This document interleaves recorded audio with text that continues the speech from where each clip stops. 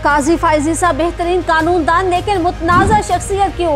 Election commission का नया सरबराह कौन होगा मुंतखब करने के लिए भी जोर तोड़ शुरू। साबिक चीफ जस्टिस ऑफ पाकिस्तान काजी फैज ईसा के हवाले से बड़ी खबर, बड़ा आईनी ओहदा दिए जाने की तैयारियां। क्या नून लीग और पीपल्स पार्टी काजी फैज ईसा को एक बार फिर नवाजना चाहती है या वजह कुछ और है? जानिए खबर टाइम की स्टोरी में। जस्टिस काजी फैज ईसा 13 माह तक पाकिस्तान के 29वें चीफ जस्टिस रहने के बाद 25 अक्टूबर को अपने ओहदे से रिटायर हो चुके हैं। वो पाकिस्तान की वाहिद अदालती शख्सियत हैं जिनकी तकर्री भी बतौर चीफ जस्टिस हुई और अब वो चीफ जस्टिस की ही हैसियत से अपना जुडिशल करियर ख़त्म कर चुके हैं। काजी फैज ईसा 2009 में बलोचिस्तान के चीफ जस्टिस बने और फिर 2024 में पाकिस्तान के चीफ जस्टिस के तौर पर रिटायर्ड हुए। वो एंटी एस्टेब्लिशमेंट जज क्यों मशहूर थे? तो इस हवाले से कहा जाता है कि काजी फैज ईसा एक हंगामा खेज सियासी दौर में चीफ जस्टिस बने जब अदलिया में तकसीम भी वाज़िया थी, इसीलिए उनका अदालती दौर तनाज़ात से भरपूर रहा।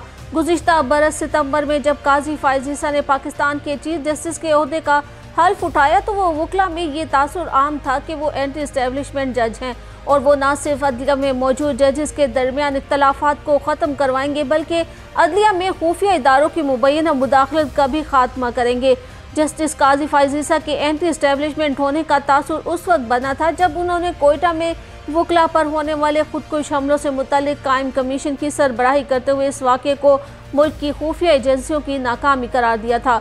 इसके बाद फैज़ाबाद धरना केस का फैसला और फिर इनके खिलाफ साबिक हुक्मरान जमात पाकिस्तान तहरीक इंसाफ की जानिब से दायर किए गए रेफरेंस की वजह से इस तासुर को मज़ीद तक़वियत मिली थी। लेकिन इसी रेफरेंस की वजह से काजी फैज ईसा के ताल्लुकात इन जजों के साथ इनकी रिटायरमेंट तक मिसाली नहीं रहे जिन्होंने सदाती रेफरेंस में इन्हें यानी जस्टिस काजी फैज ईसा को मुश्किल वक्त दिया था। इनमें सुप्रीम कोर्ट के मुस्ताफ़ी होने वाले जज इजाजुल हसन के अलावा जस्टिस मुनीब अख्तर और बरतरफ किए जाने वाले जस्टिस मज़ाहिर अकबर नकवी भी शामिल हैं, जबकि जस्टिस सतहर मिनुल्लाह और जस्टिस आयशा मलिक के साथ भी कमरा अदालत में इनके ताल्लुकात बेहतर नहीं रहे। जस्टिस काजी फैज ईसा के बतौर chief justice supreme court of Pakistan एक साला दौर उनका कैसा रहा और इन्हें कैसे जज के तौर पर याद रखा जाएगा? पाकिस्तान की आला तरीन अदालत सुप्रीम कोर्ट के 29वें चीफ जस्टिस की हैसियत से जस्टिस काजी फैज ईसा का एक साला दौर कानूनी माहिरीन के मुताबिक काफ़ी मुतनाज़ा दौर रहा। वैसे तो जस्टिस काजी फैज ईसा बलोचिस्तान से ही खबरों में रहे, लेकिन तहरीक इंसाफ की हुकूमत में इनके खिलाफ बदउनवानी का रेफरेंस कौमी बहस बन गया। ताहम चीफ जस्टिस तैनात होने के बाद उन्हें सुप्रीम कोर्ट के अंदर से भी साथी जजों की मुखालिफत देखना पड़ी।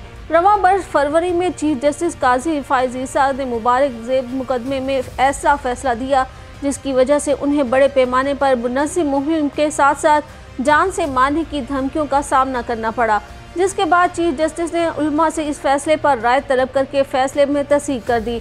शदीद तनकीद के बाद अदालत को वजाहत जारी करना पड़ी कि ऐसा तासुर दिया जा रहा है कि फैसले में मजहब के खिलाफ जराइम के बारे में ताज़ीरात पाकिस्तान की दफात को ख़त्म करने को कहा गया है, जो हक़ाइक़ के बिल्कुल मुनाफी है। 8 फरवरी के आम इंतखाबात से कबल सुप्रीम कोर्ट के 3 रुकनी बेंच ने तहरीक इंसाफ को बल्ले का इंतखाबी निशान वापस करने के पेशावर हाई कोर्ट के फैसले के खिलाफ इलेक्शन कमीशन की जानिब से दायर दरख्वास्त पर मुत्तफ़िका फैसला सुनाते हुए जमात को बल्ले के इंतखाबी निशान से महरूम कर दिया था।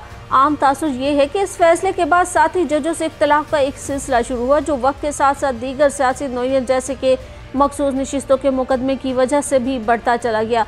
चीफ जस्टिस के सीनियर तरीन जज जस्टिस मंसूर अली शाह, जो पहले चीफ जस्टिस काजी फैज ईसा के नुक्ता नज़र से इत्तफाक करते थे लेकिन बाद में मुखालिफ ब्लॉक में चले गए, दोनों ने एक दूसरे के खिलाफ खतूत लिखे। जस्टिस मंसूर और जस्टिस मुनीब अख्तर ने खुलकर अपने अपने तहफ़्फ़ुज़ात का इजहार किया और जवाबन जस्टिस काजी फैज ईसा ने भी बज़रिया रजिस्ट्रार ख़त तहरीर किए। एक साल के अरसे में जस्टिस काजी फैज ईसा मुख्तलिफ और एक हद तक मुतज़ाद शख्सियत नजर आए। हल्फ लिया तो जमहूरियत सुप्रीम कोर्ट में शफाफियत की बात की, फुल कोर्ट इजलास तलब किया, लेकिन फिर साथ ही जजों को खुली अदालत में टोकते भी दिखाई दिए। नौबत यहाँ तक आई कि आखिरी अयाम में साथी जजों की जानिब से फुल कोर्ट तलब करने के मुतालबे को भी ठुकरा दिया। पहले 13 जनवरी को ऐन इंतखाबात से कबल 56,000 ज़ेर इल्तवा मुकदमा छोड़कर तहरीक इंसाफ का इंट्रा पार्टी इलेक्शन मुकदमा समाअत के लिए लगाना, फिर छुट्टी के रोज़ हफ्ते के दिन रात 12 बजे तक बैठकर फैसला सुनाने ने इनकी ज़ात को भी मुतनाज़ा बना दिया और आम इंतखाबात को भी। आधा साल वो इसी तनाज़े में उलझे रहे। बाकी आधा साल इसी फैसले के नतीजे में मखसूस नशिस्तों का बहरान इनका पीछा करता रहा और वो पीटीआई को रिलीफ देने वाले जजों से उलझते रहे।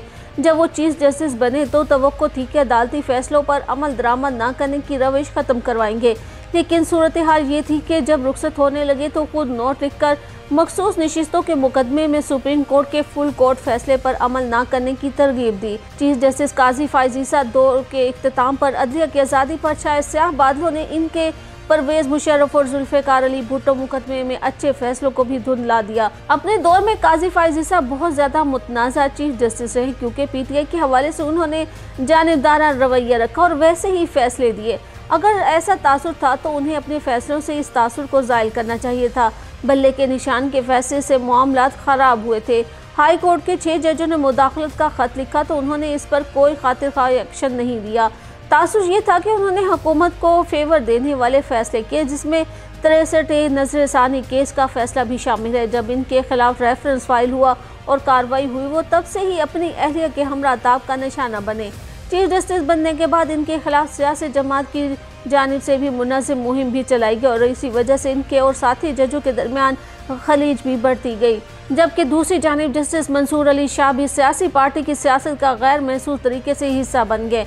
मखसूस नशिस्तों वाले मुकदमे के बाद काजी फाइज ईसा और मंसूर अली शाह के दरमियान नजरियाती इख्तलाफ बढ़ता गया। ये ना चाहते हुए भी काजी फाइज ईसा चीफ जस्टिस बनने के बाद तमाम साथी जजों को साथ लेकर चलने में कामयाब ना हो सके, लेकिन इनके अच्छे फैसलों में भुट्टो रेफरेंस जैसा तारीखी फैसला शामिल है, जिसमें अदलिया की गलती तस्लीम की गई। 12 अक्टूबर 2023 को चीफ जस्टिस की सरबराही में समाअत करने वाले फुल कोर्ट ने पीडीएम हुकूमत की जानिब से मुतारिफ करवाए गए प्रैक्टिस एंड प्रोसीजर एक्ट को मंजूर कर लिया। इससे कबल साबिक जस्टिस उमर अता बंदियाल की सरबराही में एक बेंच ने इस एक्ट पर हुक्म इम्तना जारी कर दिया था। इस एक्ट में दीगर चीज़ों के साथ साथ अहम चीज़ ये थी कि उसको समाअत का इख्तियार और बेंचों की तश्कील से मुतल्लिक मामलात को चीफ जस्टिस की बजाय 3 रुकनी कमेटी के हवाले किया गया। इसके बाद 6 सितंबर 2024 को चीफ जस्टिस सरबराही में समाअत करने वाले 5 रुकनी बेंच ने पीडीएम हुकूमत की जानिब से नैब कानून में की गई तरामीम को मंजूर कर लिया। इससे कबल साबिक चीफ जस्टिस उमर अता बंदियाल की सरबराही में समाअत करने वाले बेंच ने 15 सितंबर 2023 को ये तरामीम कलअदम करार दी थी, जिस पर वफाकी हुकूमत ने बाद में नजरसानी अपीलें दायर की थी। गुज़िश्ता माह 3 अक्टूबर को आर्टिकल 63 नजरसानी दरखास्तों का चौथी समाअत पर ही चीफ जस्टिस ने मुख्तसर फैसला सुना दिया। सुप्रीम कोर्ट ने मुनहरिफ अरकान का वोट शुमार न करने का फैसला कलअदम करार दिया। अदालत ने मुख्तसर फैसला सुनाते हुए कहा कि सुप्रीम कोर्ट बार एसोसिएशन और दीगर अपीलें समाअत के लिए मंजूर की जाती हैं। इनके जाने के बाद अब नए चीफ जस्टिस याहिया आफरीदी काफ़ी मुख्तलिफ हालात में इस अहम तरीन मनसब पर फाइज हैं। पहली बार पार्लिमानी कमेटी के तैनात करदा चीफ जस्टिस को 3 साल के तवील अरसे तक इस ओहदे पर रहना है। बतौर जज और फिर बतौर चीफ जस्टिस इनका तमाम दौर हंगामा खेज ही रहा। मजमूई तौर पर तमाम सियासी जमातों के साथ इनके ताल्लुकात कुछ अच्छे ना थे, लेकिन पाकिस्तान तहरीक इंसाफ के साथ इनका ताल्लुक ज़्यादा तल्ख रहा। काजी फाइज ईसा के बावजदाद का ताल्लुक अफगानिस्तान के इलाके कंधार से था। बाद में वो बलोचिस्तान के इलाके पशीन में आकर आबाद हुए। इनके दादा काजी जलालुद्दीन कलात रियासत के वजीर आजम रहे, जबकि वालिद काजी मोहम्मद ईसा तहरीक पाकिस्तान के सरगर्म रहनुमा थे। उन्हें all India Muslim league Balochistan के पहले सदर होने का एजाज़ भी हासिल था। बाद में जब पाकिस्तान के क़याम के लिए रेफरेंडम हुआ तो उन्होंने इसमें भरपूर तहरीक चलाई। अमेरिका और इंडिया में पाकिस्तान के साबिक सफ़ीर अक़वाम मुत्तहिदा में मंदूब जहांगीर अशरफ काजी इनके कज़न हैं, जबकि मरहूम बलोच कौम परस्त रहनुमा नवाब खैर बख्श मरीब से भी उनकी करीबी रिश्तेदारी थी। काजी फाइज ईसा 26 अक्टूबर 1959 को कोयटा में पैदा हुए और इब्तदाई तालीम भी उन्होंने वहीं से हासिल की। बाद में कराची ग्रामर स्कूल से A लेवल करने के बाद वो कानून की तालीम हासिल करने लंदन चले गए, जहां से 1985 में वापस आए बलोचिस्तान हाई कोर्ट के वकील के तौर पर करियर शुरू किया। काजी फाइज ईसा अपने दौर में वो कुछ कर गए जो दूसरे जजेस नहीं कर सके। कहा जाता है कि उन्होंने सरकारी प्लॉट लेने से इनकार किया, प्रोटोकॉल को वो कोई अहमियत न देते थे और वो अपने घर से सुप्रीम कोर्ट तक पैदल आते जाते थे। अपनी जायदाद सरकार को देने वाले भी शायद वो पहले ही जज हैं। कहा जाता है कि काजी फाइज ईसा के दौर में जजेस में तकसीम खतरनाक हद तक बढ़ गई थी, जिसका असर न सिर्फ जजेस के ज़ाती ताल्लुकात बल्कि अदालती कार्रवाइयों पर भी पड़ा। इस बात का एक सबूत इनके अलविदाई फुल कोर्ट रेफरेंस में भी देखने को मिला, जिसमें सुप्रीम कोर्ट के 5 जजेस ने शिरकत नहीं की। इनमें सीनियर तरीन जज justice Mansoor Ali Shah, justice Munib Akhtar, justice Ayesha Malik, justice Shahzad Ahmed Khan और जस्टिस अतर मुनिल्ला शामिल हैं। जस्टिस मंसूर अली शाह ने तो सुबुकदोश होने वाले चीफ जस्टिस के अलविदाई फुल कोर्ट में भी शिरकत न करने से मुतल्लिक एक वजाहत भी जारी की, जिसमें कहा गया कि चीफ जस्टिस का किरदार अवाम के हकूक़ का तहफ़्फ़ुज़ करने के साथ साथ अदलिया का दिफा करना भी है। लेकिन इस मामले में काजी फैज़ ईसा ने अदलिया पर बैरूनी दबाव को नज़रअंदाज किया। जस्टिस मंसूर अली शाह का कहना था कि सुबुकदोश होने वाले चीफ जस्टिस ने अदलिया में मुदाखलत रोकने की बजाय इसके दरवाजे खोल दिए थे, मगर रिटायरमेंट के बाद वो पाकिस्तान के लिए इस वक्त इज्जत का बायस बने जब साबिक चीफ जस्टिस ऑफ पाकिस्तान काजी फैज़ ईसा को मिडल टर्म पर रद्दन का बेंचर बनाया गया, मगर तकरीब के मौका पर पीटीआई कारकुनों की जानिब से एहतजाज किया गया। मलिका बुखारी, जुल्फी बुखारी, अजहर मशवानी और दीगर ने मुजाहिरीन से खिताब किया। तकरीब से बाहर निकलते हुए पीटीआई कारकुनों ने उनकी गाड़ी पर हमला किया और पत्थर और मुक्के बरसाए। पाकिस्तानी सियासतदानों और आला ओहदों पर फाइज अफराद की ये रवायत रही है कि जब भी किसी को मुल्क से भागना हो या रिटायरमेंट के बाद मुस्तकिल सकूनत इख्तियार करना हो तो वो भागकर सीधा लंदन ही जाते हैं। ऐसा क्यों होता है और इसके अलावा दुनिया के किसी और मुल्क को क्यों नहीं जाते? ये तो एक अलग मौजू है, मगर तल्ख हकीकत भी है कि ऐसा ही होता है और शायद होता रहेगा। नवाज शरीफ के मशहूर ज़माना प्लेटलेट्स कम होने पर लंदन रवानगी और एवन फील्ड अपार्टमेंट्स का किस्सा भी थमा नहीं था कि मुल्क के साबिक चीफ जस्टिस को भी वहाँ से बुलावा गया और वो भी हाई प्रोफाइल ओहदा देने के लिए। अब ये एक तरह से पाकिस्तान के लिए बाइस इज्जत बात है, मगर लंदन में मुकीम पाकिस्तानियों के लिए क्या कहा जाए जिन्होंने बरसों से पाकिस्तान की शक्ल नहीं देखी, मगर इमरान खान के हक में फैसले देने वालों को किसी तौर बख्शने को तैयार नहीं होते। क्योंकि पीटीआई की इंसाफ की तारीफ कुछ ऐसी ही है कि मामला चाहे सही हो या गलत, फैसला तो इमरान खान के हक में ही आए तो बंदा गुड, फेयर, सादिक और अमीन है, वरना इससे बड़ा नाइंसाफ़ी का मुर्तकिब और जमहूरियत का दुश्मन कोई नहीं है।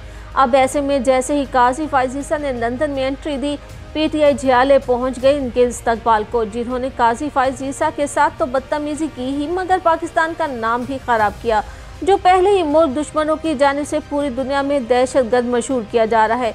रही सही कसर वहाँ पाकिस्तानी नज़ारों ने इन पर और इनकी गाड़ी पर पथराव करके पूरी कर दी और बता दिया कि वाकई में हम एक मुहज़्ज़िब कौम नहीं हैं। बाहर जाकर आला तालीम हासिल करने का ड्रामा करके भी हम पाकिस्तान की जानिब से एक अमन पसंद मुल्क में इस तरह का रवैया अपना रहे हैं।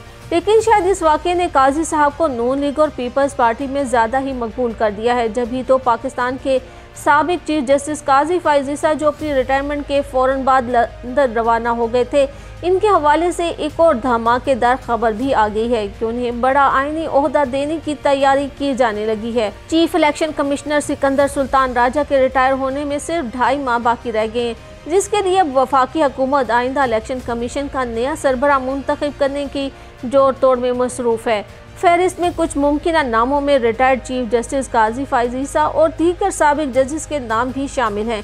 रिपोर्ट के मुताबिक रिटायर्ड चीफ जस्टिस काजी फैज़ ईसा के चीफ इलेक्शन कमिश्नर का आइंदा सरबराह बनने का इम्कान जाहिर किया जा रहा है। मौजूदा chief election commissioner Sikandar Sultan Raja आइंदा बरस जनवरी के आखिर में अपने ओहदे से सुबकदोश हो जाएंगे, जबकि साबिक चीफ जस्टिस काजी फैज़ ईसा गुज़िश्ता माह 25 अक्टूबर को रिटायर हो चुके हैं और अब इन पर नवाज़ात की बारिश फिर से होने वाली है।